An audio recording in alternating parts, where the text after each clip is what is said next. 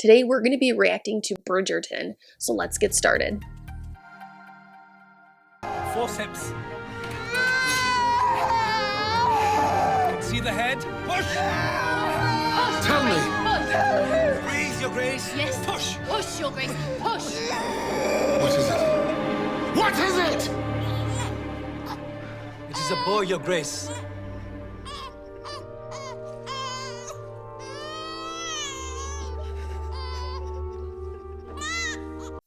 Don't forget, those contractions don't stop the minute the baby is out. You still have to get the placenta out.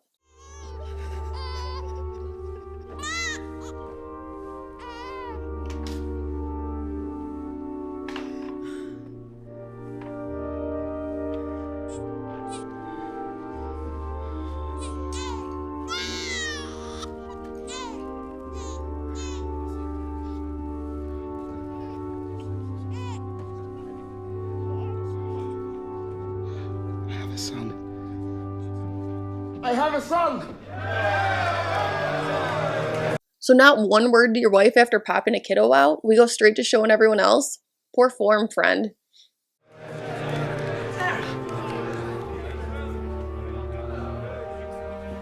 I finally get a son.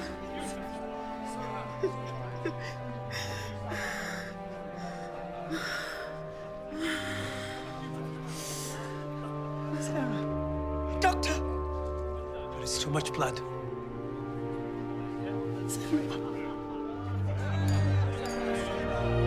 A perfect son. Simon Arthur Henry Fitzranulph Bassett, the next Duke of Hastings.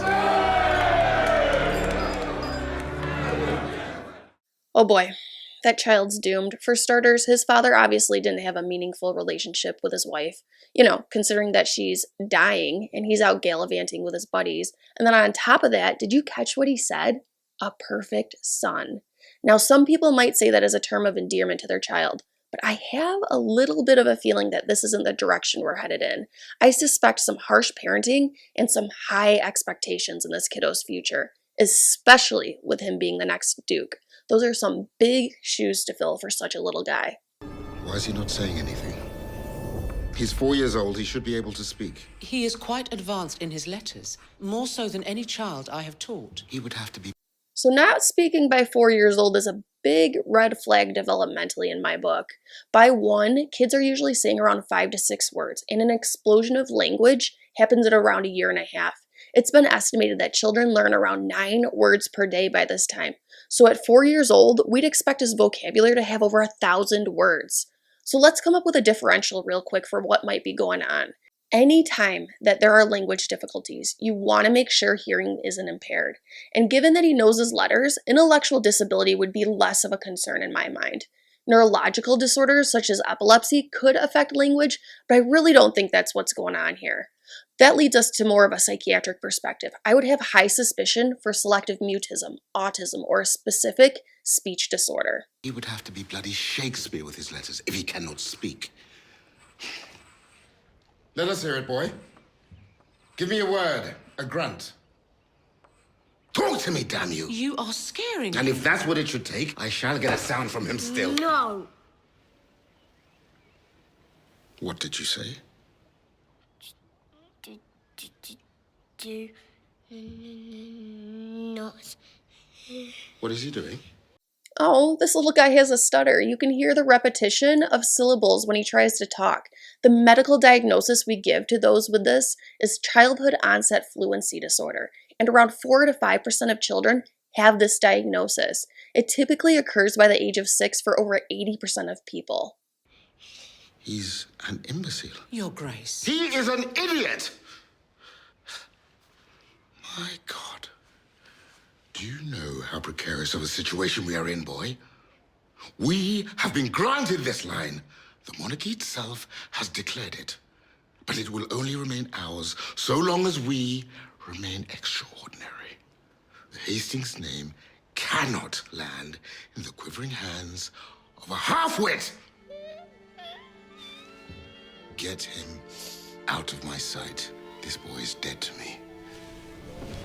Okay, so I thoroughly thoroughly dislike this guy. I try to be as non-judgmental towards others as possible, but a line is crossed when we're talking about child maltreatment.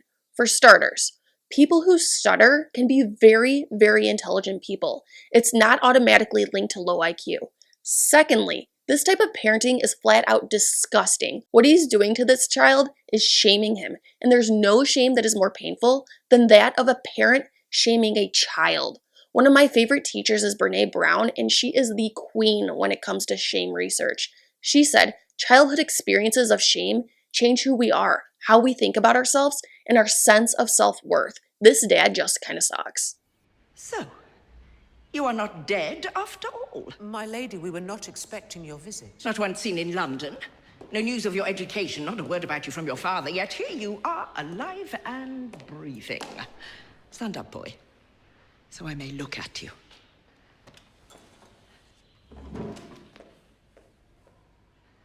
Your mother would weep to know her dearest friend was a stranger to her son. You look just like her, and a good thing, too. Lady Danbury, my lord.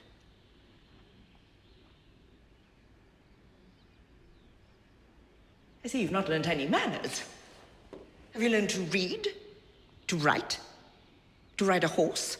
To fence? Well, then why ever are you not in school? I can not eat.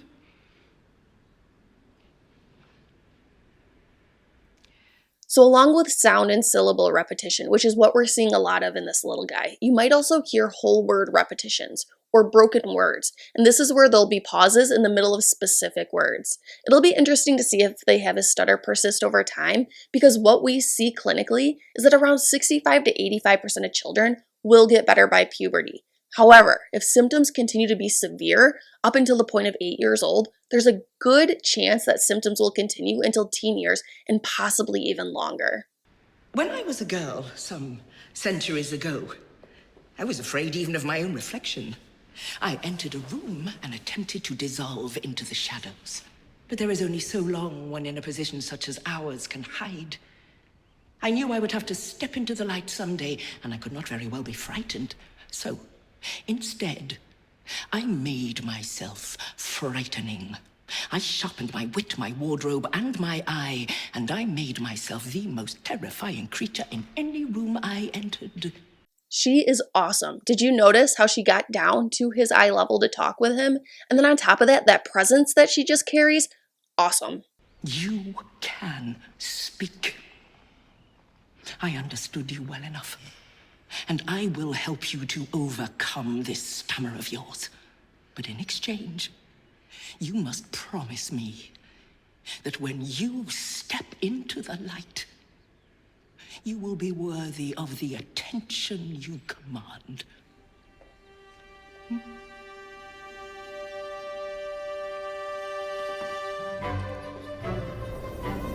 Yes, yes, yes. I just love her. That just gave me the chills a little bit. It's virtually impossible for me to overstate the importance of a child having a stable and nurturing relationship. And this is especially true during those tender years, right? Because the interactions with primary caregivers affects all aspects of child development. We're talking social emotional development, behaviors, learning, and overall health and physical wellness. All it takes is one person in a child's life, one stable, nurturing, and secure relationship to change the trajectory of an at-risk child. Your Grace, may I present Lady Danbury and Lord Bassett?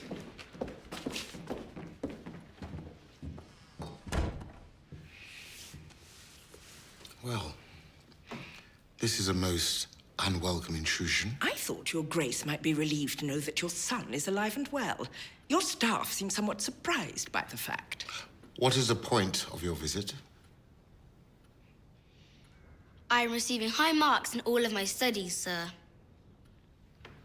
I ride, and I fence, and I shoot. Exceptionally well, I am told.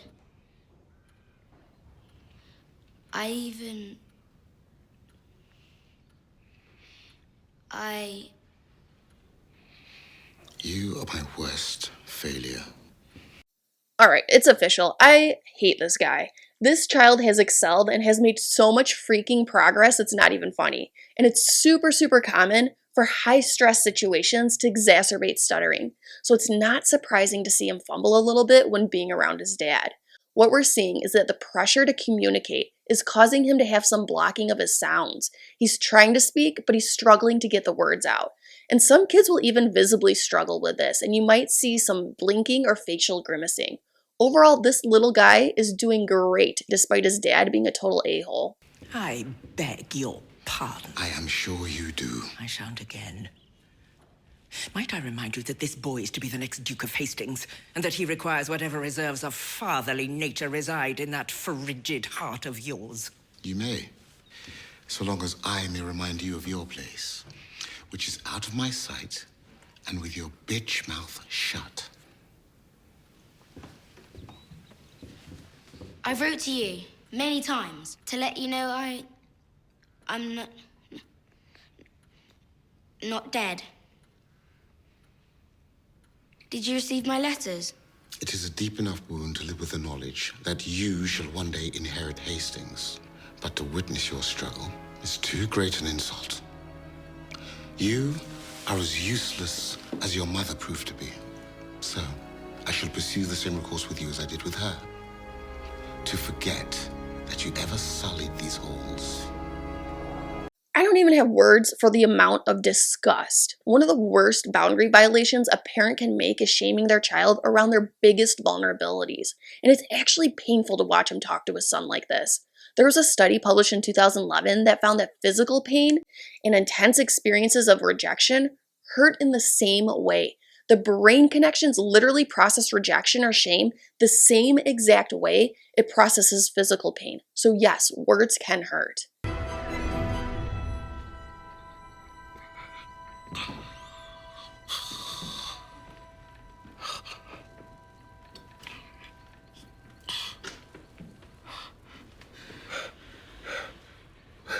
My son, you have returned to take your rightful place. My heart may be failing, but I assure you, it swells with pride, knowing the Duke you have grown into. And the great Hastings' name shall continue. Are you freaking kidding me? After everything you just put that poor child through, he's now your greatest accomplishment? No. No, no, no. Listen to me very closely. For I've only returned to do but one thing. To make you a vow. The only vow I will ever make in my life. I will never marry. I will never sire an heir. The Hastings line will die with me. Are my words clear enough for you, Father? Speak, you monster. Speak. Whoa, and it all comes full circle, my friends. I think there's a phrase for what just happened there. One that maybe has to do with karma. This was a great episode for Psychiatrist Reacts, and I had a ton of fun doing it. If you have any other show ideas, make sure to drop a comment below. Otherwise, click that top video to watch another one.